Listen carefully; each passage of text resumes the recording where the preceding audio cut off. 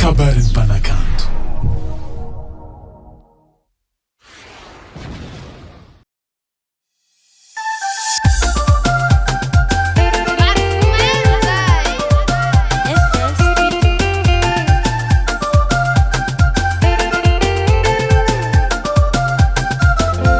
Tuizu ni asa sua bike msile lai manambola nono miwera fa amini savata sara pangarasi panakina asa sana lua maberta mana usua nitua na umarua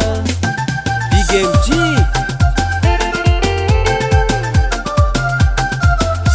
Tuizu ni asa sua bike msile lai manambola nono miwera fa amini savata sara pangarasi panakina asa sana lua maberta mana usua nitua na umarua tia manabini piara beluna ulmalaza fa simba miyabuna atau ni pana katufa kana lesna bendi gulu karana uela veluna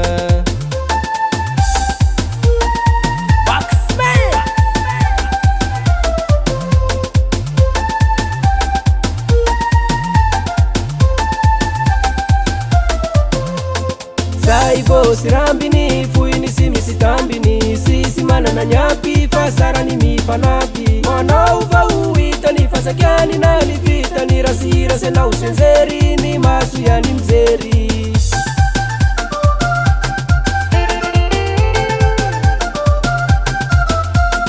Saibo sirambini fuini simisi tambini sisi mana na nyapi fasara ni mifanapi mwana uva uita ni fasakiani na lipita ni rasira sena usenzeri ni masu ya ni mzeri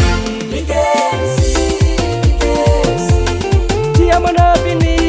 piara beluna ulmalaza fa simba miyabuna atau ni pana katufa kana lesna bendi gulu karana uela veluna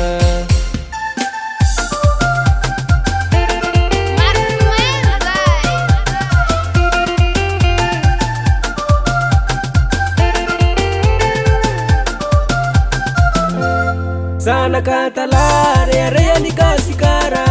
jamizara traike famre utanura lani ni shana na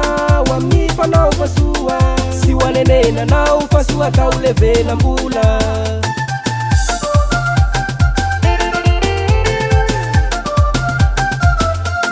sana katalare area ni kasikara jamizara traike famre utanura lani ni shana na wamifa na ufasua si wanenena na ufasua kauleve na mbula